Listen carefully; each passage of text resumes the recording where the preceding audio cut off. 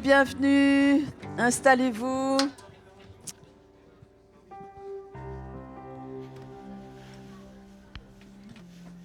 Je vous invite à vous avancer, il y a des places devant encore.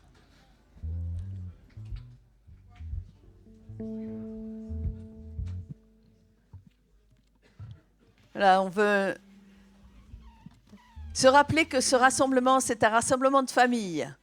Comme on a eu les rassemblements de famille avec la Noël, on veut se rappeler que chaque dimanche, c'est la famille de Dieu qui se réunit autour de son Père, ce Dieu éternel, ce Père éternel.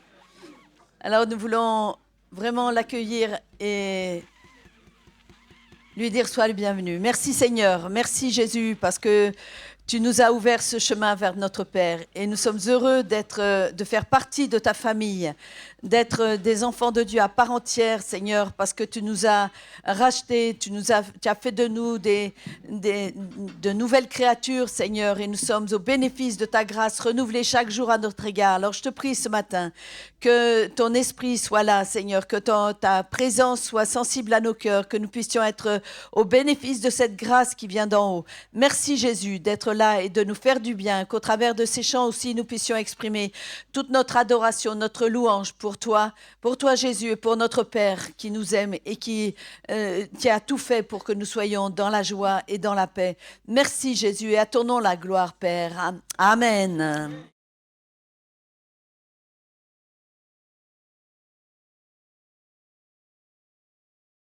Là, comme Dieu fait sa demeure en nous, Dieu est là. Alors nous voulons nous réjouir ce matin, chantons car Dieu est là.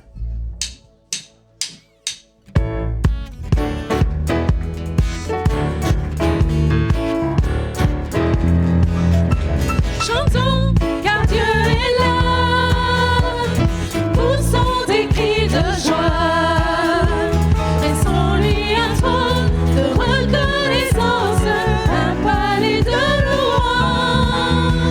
Chantons le roi des rois, son amour durera, et quand on le loue, sa gloire descend sur nous dans son temple si bas. Chantons car Dieu est là.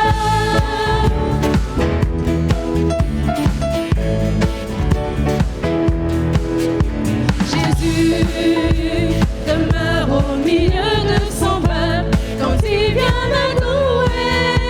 Jésus demeure au milieu de son peuple quand il vient l'adorer. Chantons car Dieu est là, poussons des cris de joie, laissons-lui un trône de reconnaissance, un palais de louange.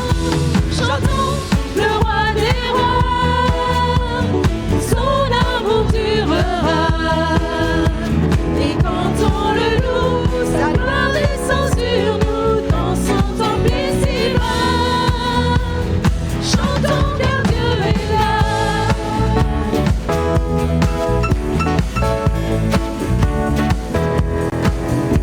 Nous sommes tous assemblés pour l'adorer avec nos instruments, joyeux de ce que Dieu nous a sauvés. Faisons monter nos chants, chantons car Dieu est là,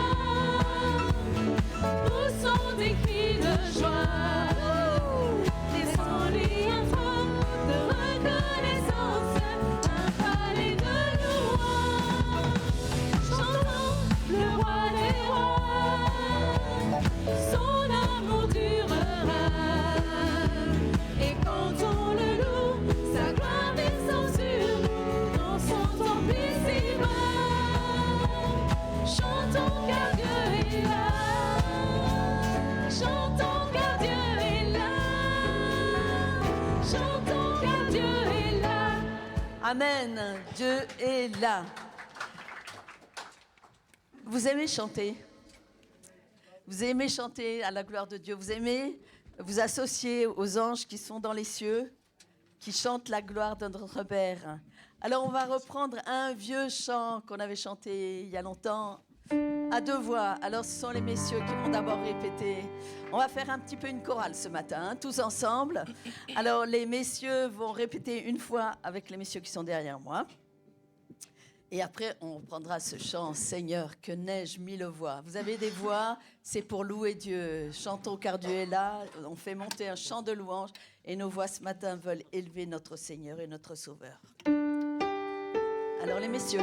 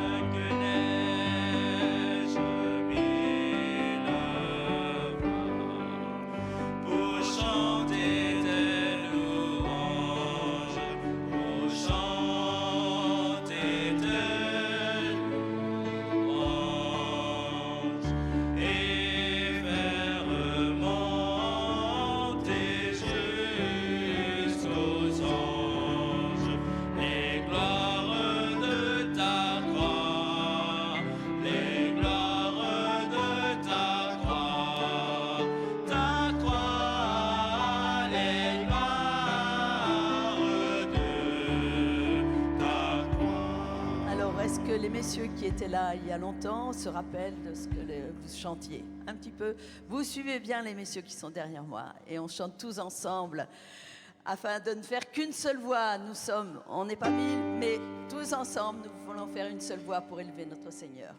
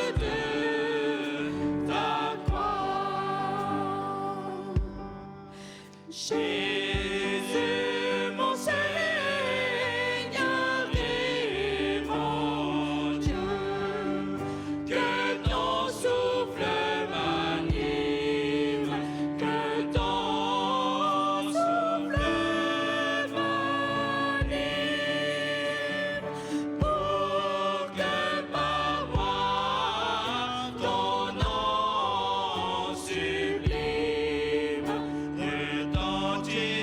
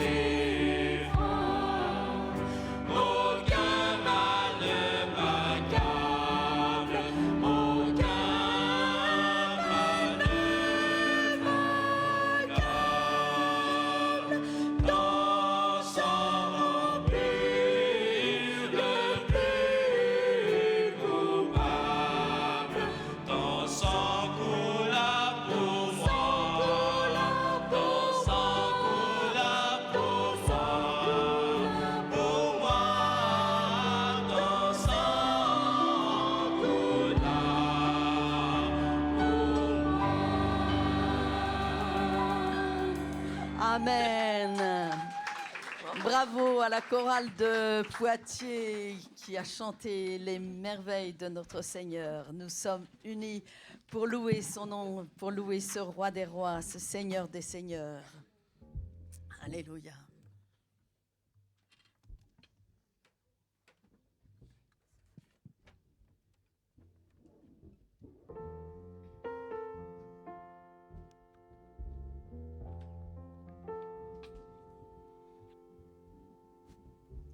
Dans son amour, Dieu le Père envoya son Fils Jésus pour accorder la lumière à tous ceux qui sont perdus.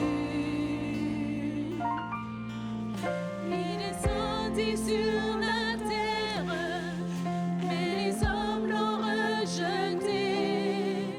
Ils l'ont cloué au calvaire, mais Christ est ressuscité. Christ est roi,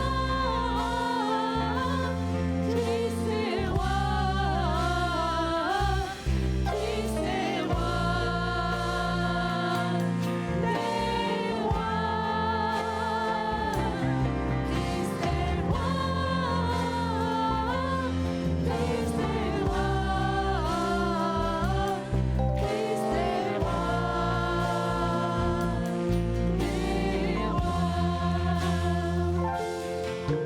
les croyants de tous les âges portent son nom dans leur cœur. Dans l'épreuve, ils gardent courage, car leur Dieu est un sauveur. Ils vont par toute la terre annoncer le Fils béni, fiers de porter leur bannière sur laquelle il est écrit: Christ est roi, Christ est roi, Christ est roi,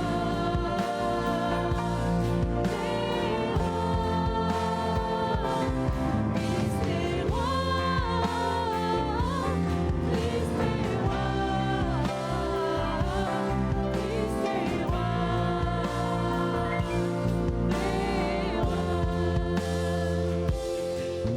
un jour les chrétiens du monde seront rassemblés par lui.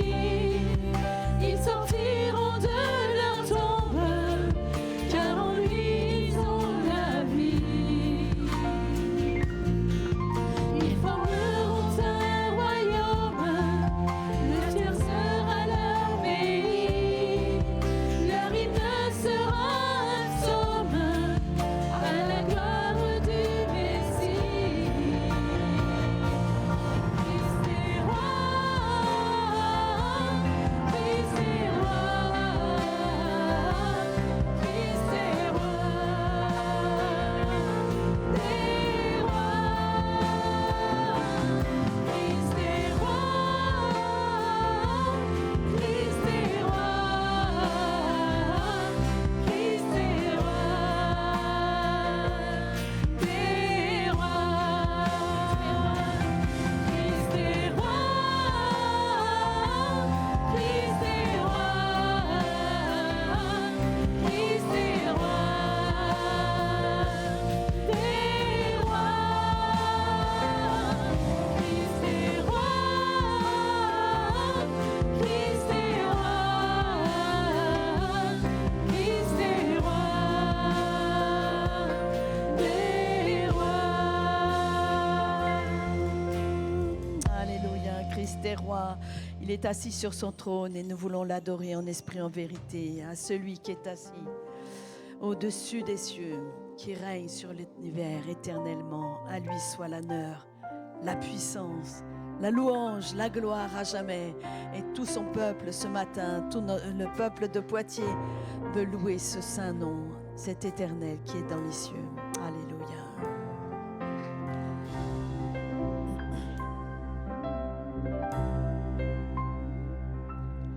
À celui qui est assis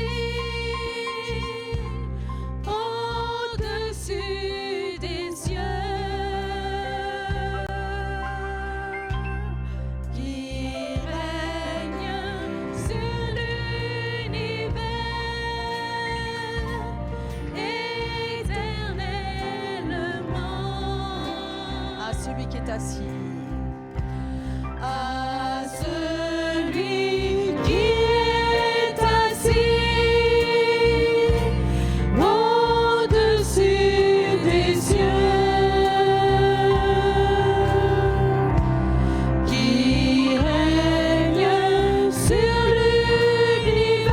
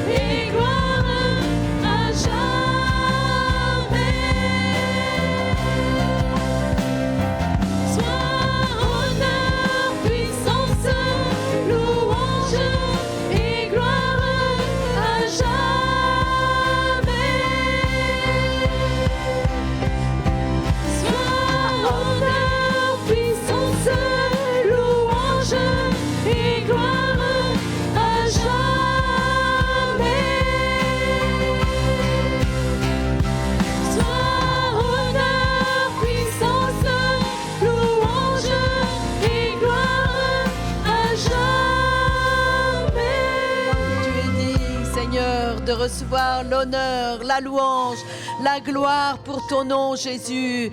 Tu as fait de nous un peuple racheté, des enfants de Dieu à part entière. Et nous sommes heureux ce matin d'être rassemblés dans la maison de notre Père, en famille, avec toi, Jésus, comme frère aîné, avec notre Père éternel qui est là, qui siège au milieu de nos louanges. Seigneur, je veux t'apporter vraiment toute la louange, l'honneur, la gloire qui te revient, Père. Amen. Louange à ton nom. Alléluia. Et en même temps, celui qui a laissé toute sa gloire pour venir comme Alléluia, un simple homme, Seigneur, Jésus, dans béni toute la soit ton fragilité humaine, Seigneur, qui a vécu au milieu de nous, Seigneur. Béni soit ton Quelle nom, grâce, Jésus. quel amour merveilleux, Seigneur, tu as eu pour nous, Seigneur. Vraiment, reçois notre reconnaissance, reçois notre adoration, Seigneur. Nul ne nous a aimés comme toi, tu Oui, nous aimes, Jésus, Seigneur. béni soit En ton toi, nom. nous avons tout pleinement. Tu nous donnes une qualité de vie qu'on ne peut trouver nulle part ailleurs, Béni Seigneur. soit ton nom. Vraiment, reçois notre reconnaissance, Seigneur. Tu es digne, tu es digne. Tu es saint et élevé, Seigneur. Tu es Alléluia, glorieux, Jésus. puissant, majestueux, Seigneur. Et ce matin, Seigneur, nous nous prosternons à tes pieds, Seigneur. Nous reconnaissons ta gloire, nous reconnaissons Alléluia, ta puissance, Jésus. nous reconnaissons qui tu es. Tu es le Tout-Puissant, l'Éternel, Béni celui soit qui est ton tout saint pour nom, nous, Jésus. notre Père, notre Roi, notre Seigneur. Oh, Alléluia, béni soit ton nom, mon Jésus Dieu, mon Roi, éternel. Jésus. Alléluia. Amen. Béni soit ton nom, Jésus. Gloire à ton nom. Allons élever l'agneau de Dieu, celui qui a donné sa vie pour nous. Et à la...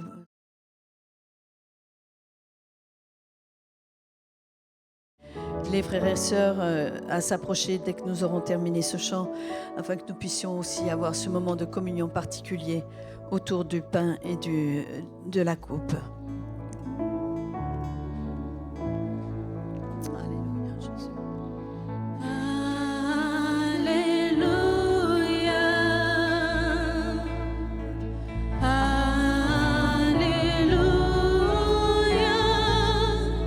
Gloire à Dieu le Seigneur Tout-Puissant.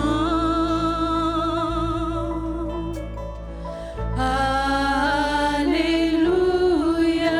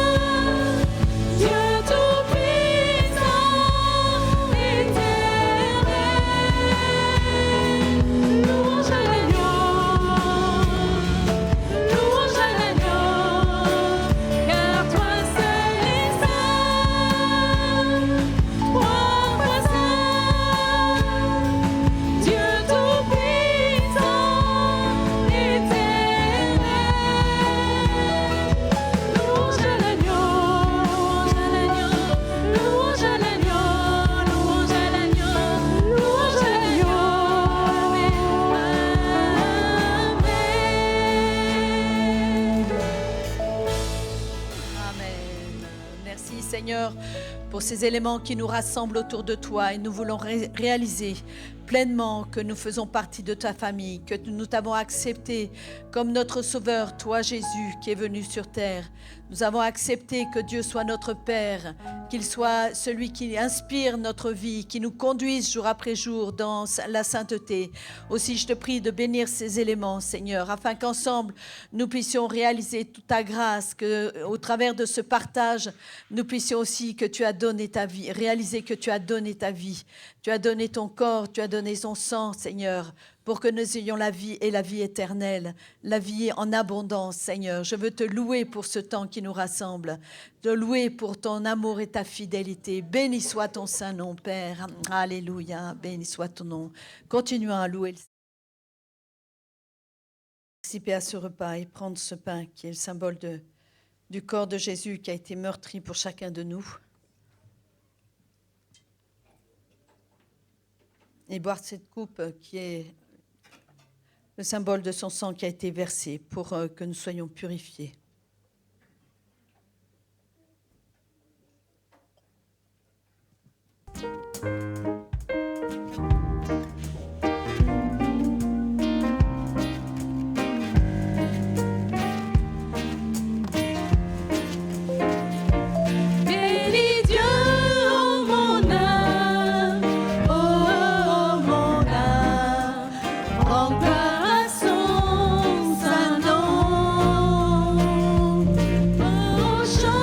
Comme jamais, oh mon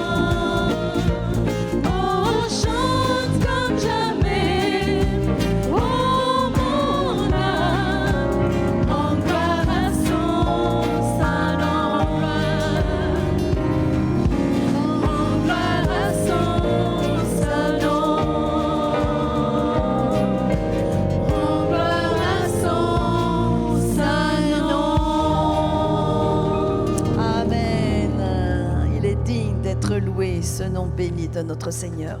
Je laisse la place à notre pasteur, Gérald, qui va nous faire les annonces.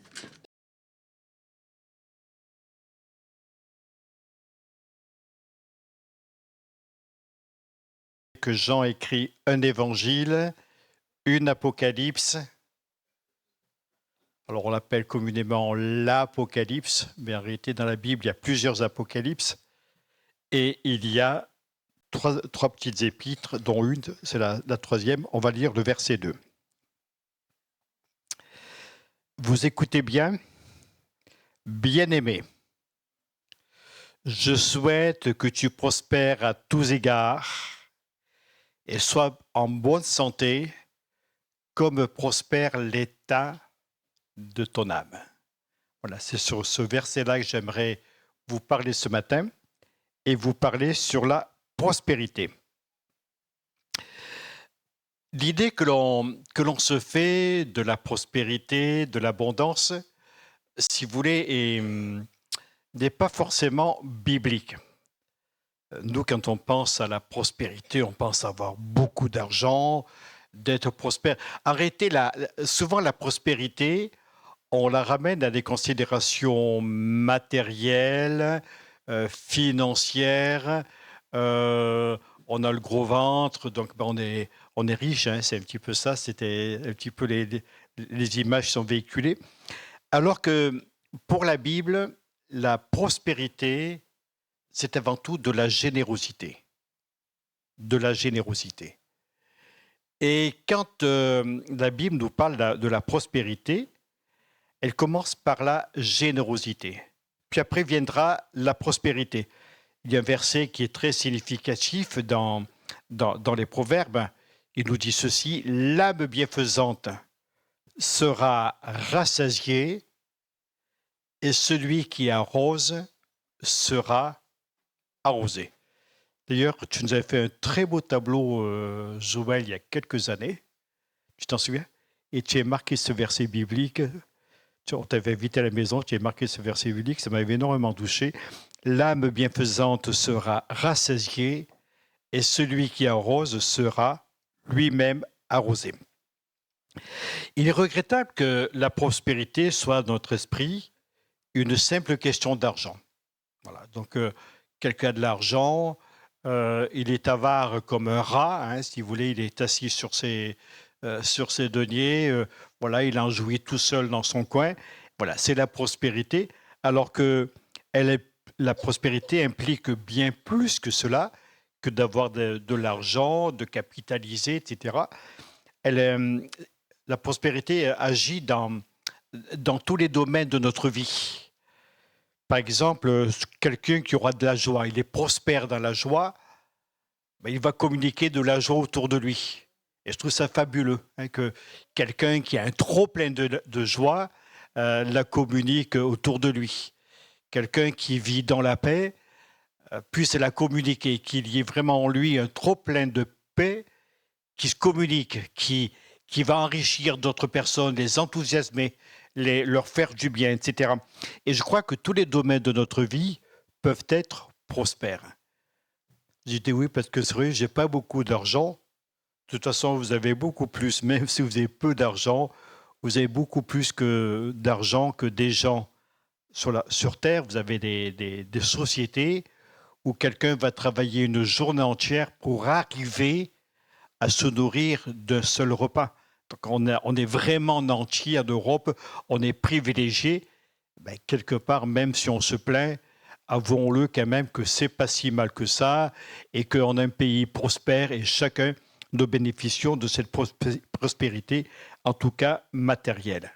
Mais qu'il y ait en nous cette prospérité, cette joie de vivre, cette joie de paix que nous pouvons communiquer, donner à d'autres, pour qu'eux-mêmes soient prospères et que nous puissions être arrosés par cela, par cette bénédiction. C'est vrai, quand on parle prospérité dans les églises, pas comme non, c'est Simon qui nous en a dit quelques mots mardi dernier. Alors on pense à la prospérité de certains grands apôtres qui sont entourés de gardes du corps, etc., qui sont Ils se prennent pour des hommes de Dieu avec beaucoup d'argent, des gros avions et patati, patata. Ça, c'est du commerce, c'est du business, c'est du ce que vous voulez. Ça n'a rien à voir avec la prospérité biblique, qui est avant tout une affaire de cœur et de communication avec d'autres. On a en Europe et dans notre Église, je sais qu'on a une certaine prospérité les uns les autres, on a plus que ce dont on a besoin. Réalisez quand même que nous avons ce qu'il nous faut pour manger. Nous avons plus que la plupart des gens qui peuvent nous entourer quelquefois, que nous connaissons peut-être même que nos familles. Et je pense qu'il y a au milieu de nous une certaine prospérité, en tout cas matérielle, et cela doit nous aider à faire une différence dans la vie des autres. Si nous avons, c'est pour pouvoir aider. Si nous sommes nantis, c'est pouvoir aider d'autres personnes, et nous pouvons aussi nous assister, nous entourer les uns les autres. Si nous concentrons toute notre énergie à rassembler des choses, à vouloir encore plus, avoir une plus grande maison, avoir une abondance dans tous les domaines, on va se décevoir à un moment donné. Notre vie n'aura aucun sens pour les autres. J'étais content d'écouter Hélène chanter tout à l'heure. Ça faisait un petit moment que tu n'avais pas chanté. Ensemble, on sert le Seigneur depuis 51 ans maintenant. On amorce notre 52e année. Pour nous, ce qui a été le fer de lance de notre vie, notre couple, était de servir. Servir Dieu, bien sûr, premièrement, mais aussi de servir les autres. Et je rends grâce à Dieu parce que le service de Dieu ne nous a pas appauvris, mais plutôt nous a enrichis. Enrichis en tant que structure familiale, en tant que couple, en tant que personne. Puis bon, on est dans une église où nous sommes aimés. Je dirais qu'il y a cette prospérité d'amour dans vos cœurs dont nous sommes les bénéficiaires, que nous recevons. Et en retour, on essaye aussi de vous aimer et d'être abondant dans cet amour que nous avons les uns pour les autres. 26 ans que nous sommes à Poitiers, je vous avoue que je n'ai pas envie d'en partir. On va continuer tranquillement dans notre rôle. Des fois, je me dis, quand je serai à la retraite, la vraie, je vais pouvoir faire autre chose. Mais en même temps, je crois qu'on servira toujours, d'une manière ou d'une autre. Peut-être pas de la même manière que maintenant, mais on continuera à servir. Une vie utile, c'est une vie qui sert. Une vie prospère, c'est une vie qui sert. Une vie qui s'épanouit est une vie qui sert. Et vraiment, de tout mon cœur, je vous invite à cela, ce dernier dimanche de 2025. On va basculer en 2026 dans environ 72 heures. Eh bien, que 2026 soit une vie vraiment une vie d'engagement, de meilleur service pour l'œuvre de Dieu. Amen. Ça, je ne sais pas si ça vous intéresse de le faire. La prospérité n'est pas un gros mot sur un plan biblique, et c'est quelque chose qui doit nous mobiliser, qui doit nous concerner, cette générosité dans la prospérité. Si nous prenons bien soin de notre famille, on essaye d'apporter le meilleur, etc., eh bien, tout ce que nous avons en plus, tout ce qui nous est supplémentaire, peut aider d'autres personnes, les enrichir, les consoler peut-être, aussi leur faire beaucoup de bien. Dieu nous bénit pour être une bénédiction. Amen. Dieu nous bénit pour être une bénédiction. Nous ne sommes pas bénis pour avoir plus de choses, pour être nantis matériellement. Ce n'est pas pour nous vanter d'avoir le maximum de choses. Si vous avez beaucoup de biens, que Dieu soit loué, mais que cela soit utile à d'autres personnes également. Ne pensez pas que si vous êtes riche et en bonne santé, c'est parce que Dieu vous aime plus que les autres. Je crois que Dieu nous aime tous pareil. Nous sommes là, nous sommes bénis pour être utiles, pour rendre un grand service à d'autres personnes, à ceux qui nous entourent. Et quand on fait du bien à d'autres personnes, on leur apporte le bonheur et nous-mêmes, on est bénis et on a le bonheur. L'âme bienfaisante sera rassasié et celui qui arrose sera arrosé. Alors, je me suis interrogé par une question. Qu'est-ce que la prospérité et dans quel domaine peut-elle agir? Vous connaissez, je ne sais pas si je l'ai noté, oui. Cherchez premièrement le royaume et la justice de Dieu et toutes ces choses vous seront données par-dessus. Est-ce que quelqu'un arrive à lire la référence? Matthieu 6, 33. Cherchez premièrement le royaume et la justice de Dieu et toutes ces choses vous sont données par-dessus. La vraie prospérité, c'est se servir de la puissance de Dieu pour rencontrer nos besoins, quels qu'ils soient. Mais elle nous servira pour aller à la rencontre des besoins des autres. Alors, il y a plusieurs prospérités. Vous avez la prospérité spirituelle, avec un texte qui vient de Luc, chapitre 4, verset 18. « L'Esprit du Seigneur est sur moi parce qu'il m'a oint pour annoncer une bonne nouvelle aux pauvres. Il m'a envoyé pour guérir ceux qui ont le cœur brisé, pour proclamer aux captifs la délivrance et aux aveugles le recouvrement de la vue, pour envoyer libres les opprimés, etc., etc. » Ça, c'était le message de Jésus. Et il y avait dans le Christ, la Bible nous dit qu'il n'avait même pas une pierre où poser sa tête. Il était pauvre, il n'avait aucune richesse matérielle, mais il avait quelque chose, c'était une générosité du cœur, je dirais une prospérité du cœur qui était là et qui allait enrichir d'autres personnes. Annoncer une bonne nouvelle aux pauvres. Curieux hein, que la Bible insiste sur les pauvres, des pauvres qui ont besoin, une bonne nouvelle pour les pauvres, pour guérir ceux qui ont le cœur brisé, pour proclamer aux captifs la délivrance. Voilà le message de Jésus. Et c'est un message que nous aussi nous devons avoir, un message de prospérité, un message de bénédiction, non pas un message d'enrichissement, mais plutôt un message d'enrichissement spirituel et mental. Nous le verrons dans quelques instants. La prospérité spirituelle, c'est être libéré de la loi du péché et de la mort. C'est être né de nouveau et rempli du Saint-Esprit. Elle nous place dans une position pour recevoir de la part de Dieu tout ce qui est promis dans sa parole. Et nous recevons en abondance de manière à pouvoir distribuer à d'autres. Amen. Excellent programme pour 2026. Vous avez la prospérité mentale. 3 Jean, chapitre 2, verset 2, on l'a lu tout à l'heure. Il nous disait, bien-aimé, je souhaite que tu prospères à tous égards et que tu sois en bonne santé comme prospère l'état de ton âme. La Bible nous déclare ceci, que la parole de Dieu habite dans vos cœurs avec la paix de Dieu, qui surpasse toute intelligence, gardera vos cœurs et vos pensées en Jésus-Christ. Mais je n'ai pas marqué tout le verset.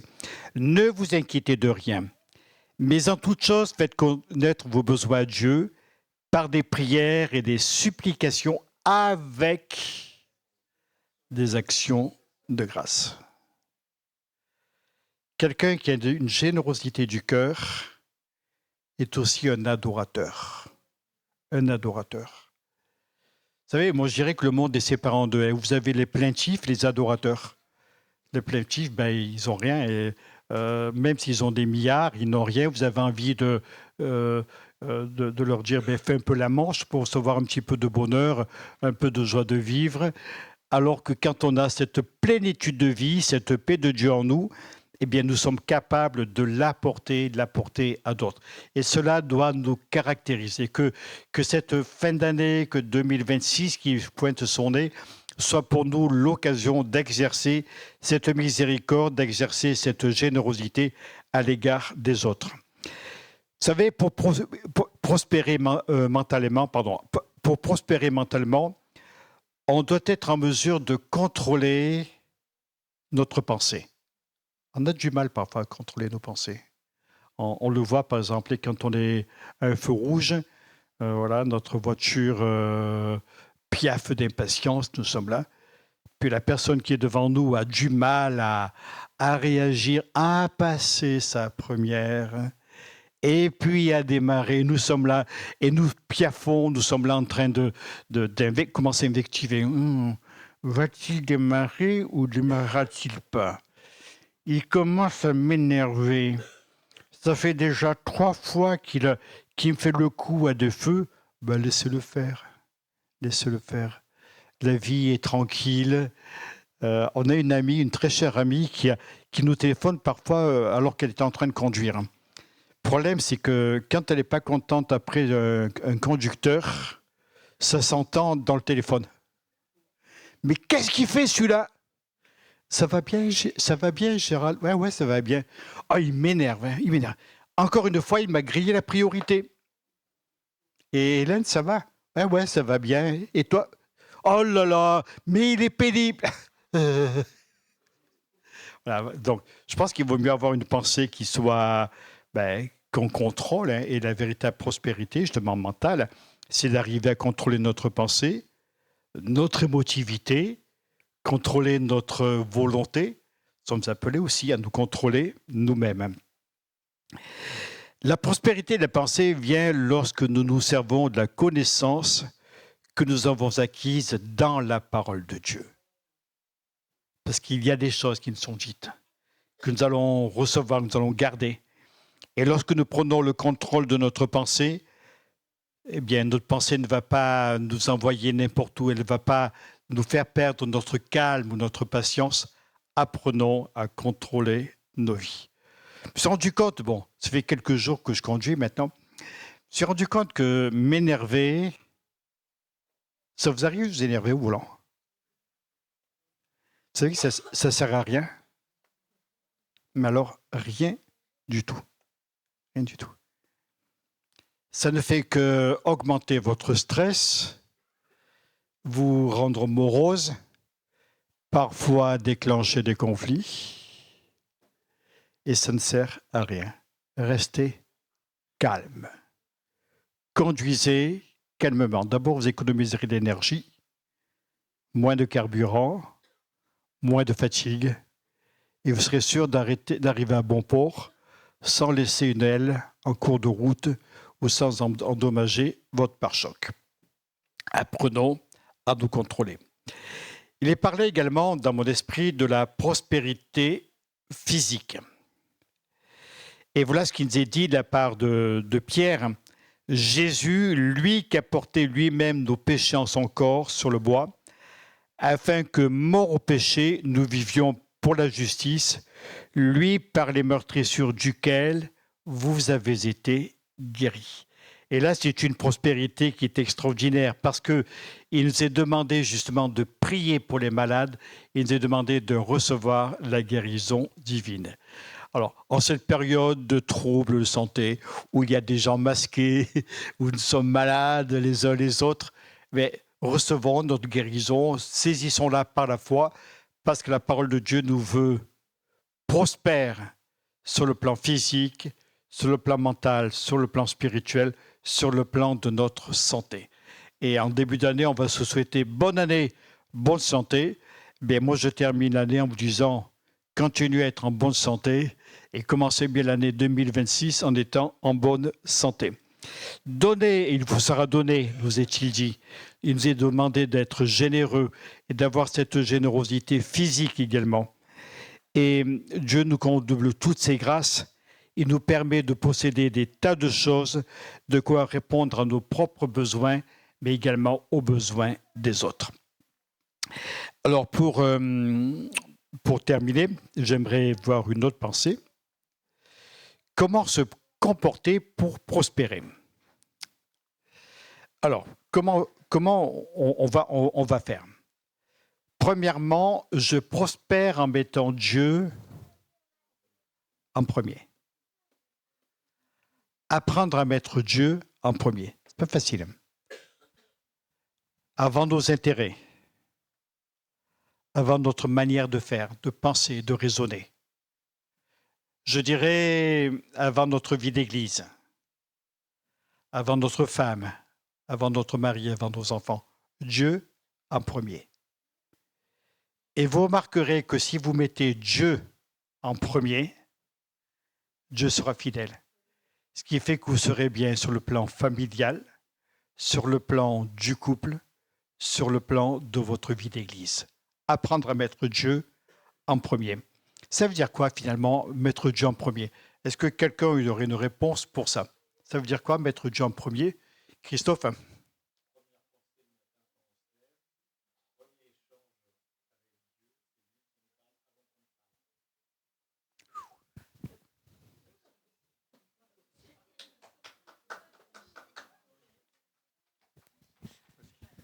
Pour moi, mettre Dieu en premier dans ma vie, ça a été de prendre la décision un jour de ne pas commencer à écouter ce que je ressentais, ce que j'étais ou ce qui se passait dans le monde, mais véritablement de me mettre dans le secret avec le Seigneur et tout de suite de lire la parole, de prendre le trésor quotidien et de voir après ce que ça évoquait chez moi et dans l'échange que j'ai tous les matins avec le Seigneur. C'est une vie qui est différente de celle où on commence par expérimenter, vivre son corps, vivre son cœur, vivre son âme. C'est qu'est-ce que Dieu dit de nous et dit de la journée. Voilà, pour moi, c'est ça, Dieu en premier. Mais on peut applaudir le Seigneur. C'est une petite décision de rien du tout, de faire en premier lieu et en toute chose et en tout temps.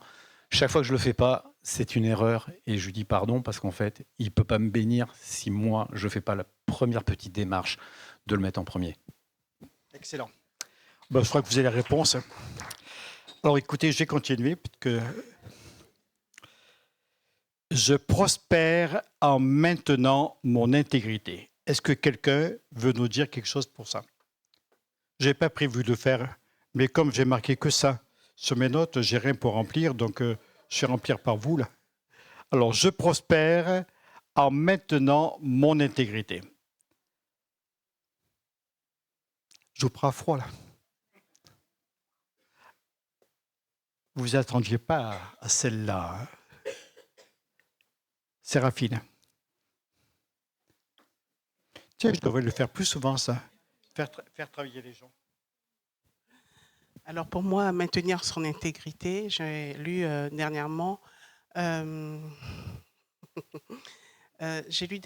que tout m'est possible, mais tout ne m'est pas bénéfique. Donc c'est vraiment faire la part des choses entre ce que j'accepte ou j'intègre dans ma vie, qui est en rapport et aligné avec la volonté de Dieu, et ce qui ne l'est pas, parce que ce n'est pas la volonté de Dieu pour ma vie. Merci. Attends, gardez un petit peu. Merci. Ça vous plaît? Vous êtes prêts à sauter sur la troisième pensée? Alors, je prospère en mettant Dieu en premier servi. Je prospère en maintenant mon intégrité, c'est-à-dire en étant droit dans mes affaires, dans mes pensées, dans mes relations avec les autres. On pourrait le décliner sur des milliards de choses. Vous voulez le troisième? Vous le voulez? Allez, j'appuie sur le bouton. Toc. Je prospère lorsque je donne intentionnellement, et je ne parle pas que de dons matériels. Est-ce que quelqu'un voudrait nous dire quelque chose pour ça? Je ne parle pas uniquement finance, bien que ce puisse en faire partie. Je prospère lorsque je donne intentionnellement, spontanément, de tout mon cœur, sans regret. Et je ne parle pas que de dons matériels. Est-ce que quelqu'un voudrait nous dire quelque chose? Vous avez eu deux courageux. Hélène. J'ai vu une main qui se levait. Allez, viens, Marilyn.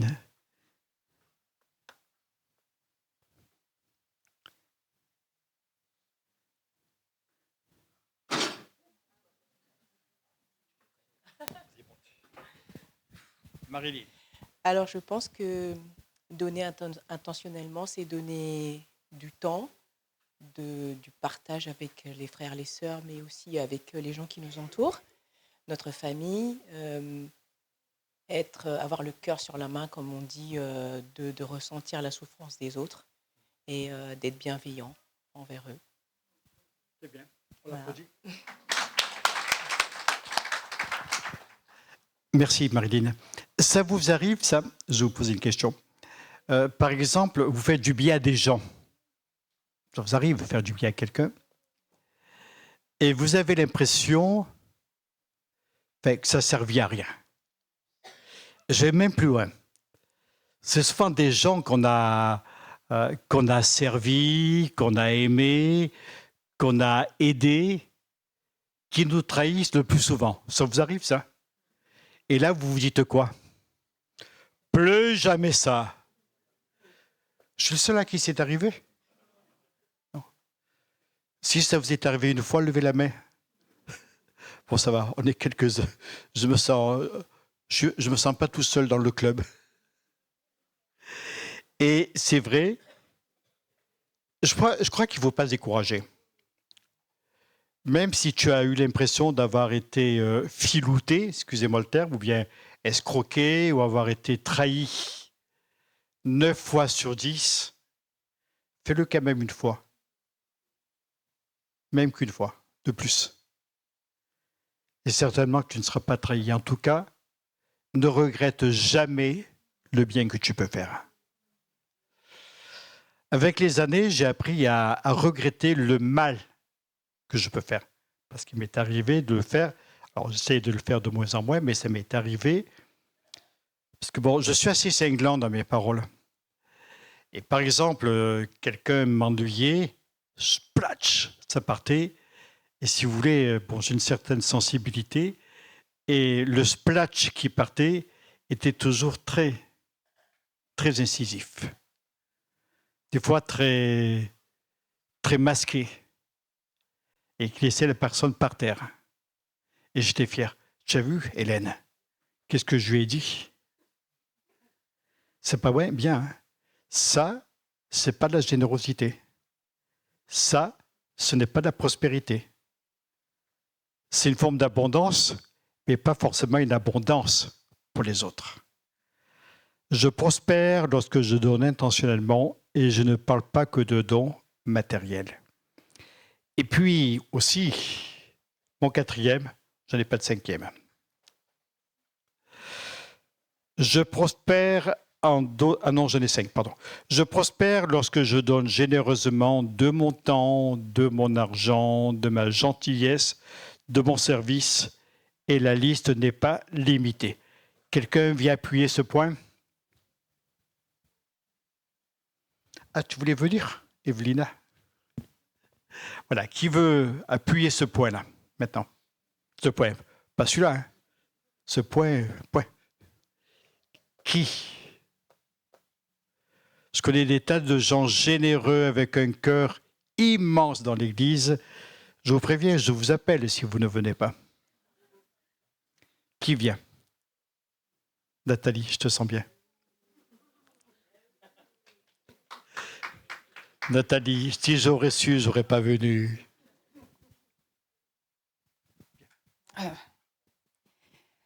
Alors moi, ça me fait juste penser à un passage des Écritures qui nous dit que tout ce que nous sommes amenés à faire, faut le faire comme pour le Seigneur. Voilà.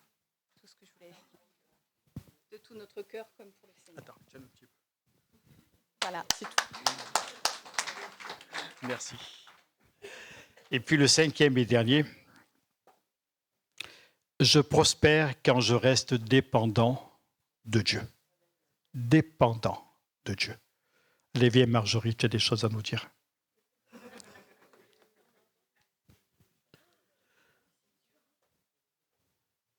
Non, mais c'est parce que je te connais bien. Parce qu'elle a quelque chose de fabuleux, c'est qu'elle est extrêmement généreuse. Je prospère en restant dépendant de Dieu. Je trouve que c'est bien pour les 4 premiers, parce que si on fait sans amour, eh ben, on est comme une timbale qui résonne pour rien. Je pense que si c'est pas guidé par l'amour, c'est pas vrai. Et il faut rien attendre en retour. Tu as dit quoi, une timbale ou une cymbale? Une cymbale, pardon. Non, je sais pas le verset dans Corinthiens 13. Je sais pas. Si c'est une timbale ou une cymbale. Une timbale, c'est pour. Ah, c'est une cymbale, pardon. Voilà. Tu t'appelleras la batterie. Ne soyez pas des cymbales qui ne résonnent pas. Wow, merci. Voilà, rester dépendant de Dieu, être à son écoute. Que le Seigneur nous rende sensibles aux besoins qui sont autour de nous, qui nous rendent sensibles à son œuvre. Je termine. Voilà ce qu'est la véritable prospérité. Elle n'est pas la frénésie d'amasser des biens avidement, mais plutôt de vivre une qualité de vie qui apporte du bonheur et du bien-être aux autres. Et en même temps, pour nous, il y aura une satisfaction intérieure. Il y a plus de joie à donner qu'à recevoir. Vous avez certainement été gâtés pour Noël. Les gens ont été généreux pour vous, vos amis, vos familles, etc. Eh bien, à votre tour d'être généreux pour les autres. Et je ne parle pas financièrement, je parle de votre amitié, de votre affection, de ce qui est en vous, qui sera donné, qui sera distribué aux autres. Un véritable adorateur, c'est quelqu'un de généreux. Ce n'est pas quelqu'un qui a des paroles. Ça, c'est du pipeau, ça. Quelqu'un qui a un cœur, une générosité du cœur. Que Dieu vous bénisse. Tu as prévu des chants. Laisse la place à Hélène. On s'incline et on prie ensemble. Merci, Père, pour la générosité que tu as eue envers nous. Cette abondance, Seigneur, de bénédiction que nous avons auprès de toi. Merci pour cette prospérité qui est en toi et qui est répandue autour de nous et qui nous rend nous-mêmes prospères, nous enrichit sur le plan intérieur, sur le plan spirituel, sur le plan psychologique et mental, sur le plan physique, je dirais même sur le plan matériel. L'abondance que nous avons auprès de toi est une abondance extraordinaire. Seigneur, merci de ne pas nous rendre avides, Seigneur, de ce qui est matériel, de ce qui pourrait combler ce qui est provisoire, mais apprends-nous à investir dans le royaume de Dieu, à chercher le royaume de Dieu et à te mettre en premier dans notre vie pour mieux te servir. Amen. Amen. Voilà, Madame Reynaud.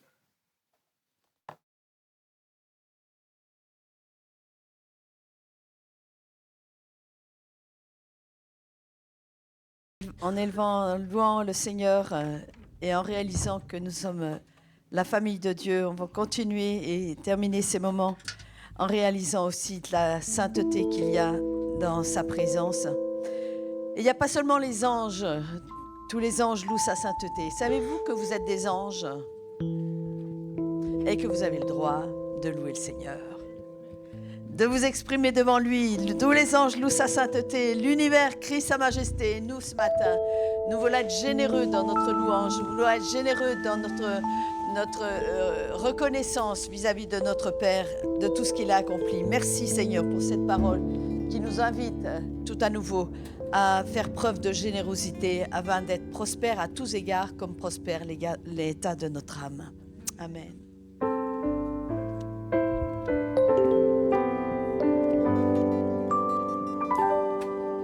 Tous les anges louent sa sainteté.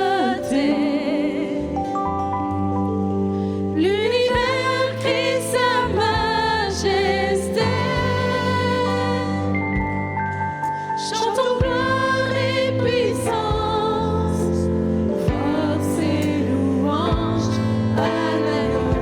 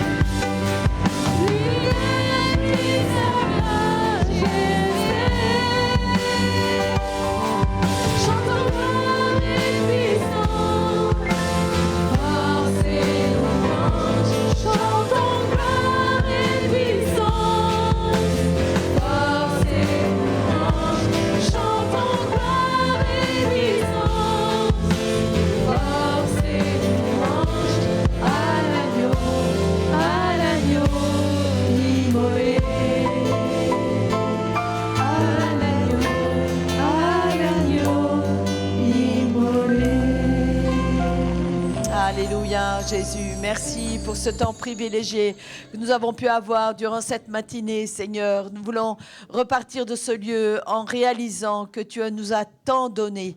Et c'est parce que tu as été généreux que nous pouvons être prospères maintenant. Seigneur, qu'en retour, nous puissions vivre de cette générosité, Seigneur. Appliquer cette générosité au cœur de nos vies, jour après jour.